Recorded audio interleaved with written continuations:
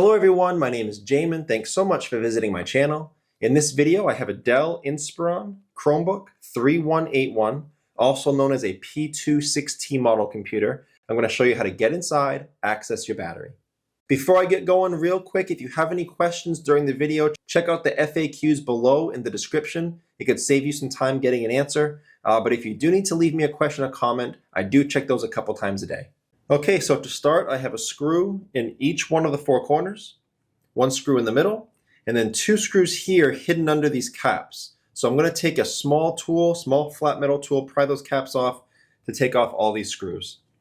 Now, as a side point, I believe this computer has, yes, I believe it has captive screws, which means they're not going to come fully out. They'll just loosen from the threading, but they're still held in the bottom case. Just so you're aware, so you're not trying to rip those things out.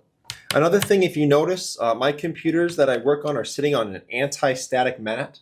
Either this or an anti-static bracelet are great ideas to avoid damaging anything in your computer when you're working on it.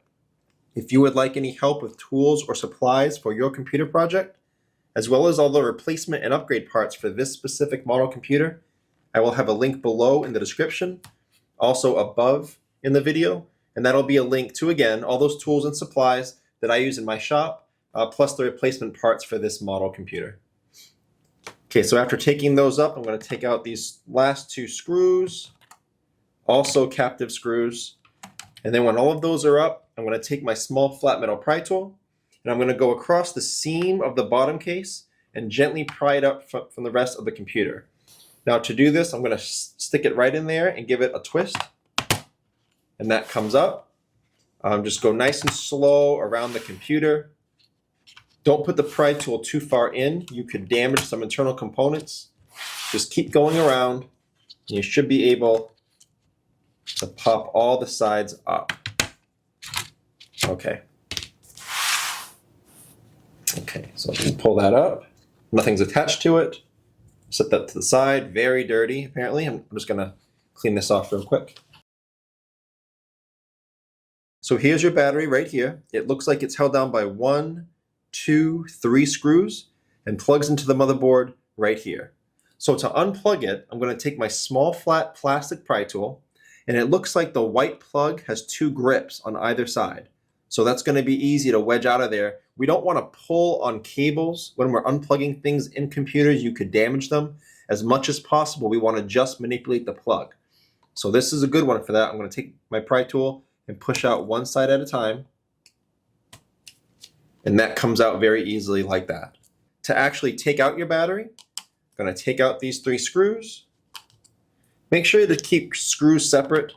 If you are doing anything in a computer, they're not all the same size. And you can damage components by putting the wrong screws in. So just a little word of caution with your computer repairs.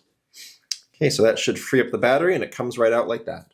I will have all the battery part numbers and specs below in the description if you need help finding a replacement, but I will also have a replacement battery below in the description in that link I told you about with all of the tools and supplies and replacement parts for this model computer.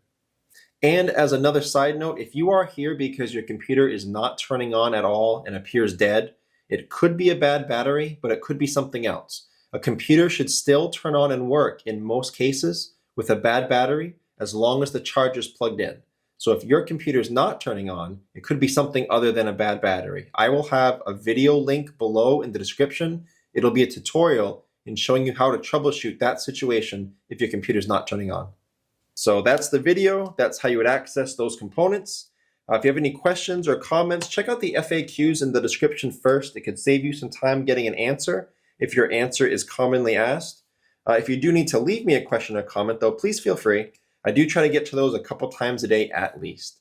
Thank you so much for watching, everyone. I look forward to seeing you on my next video.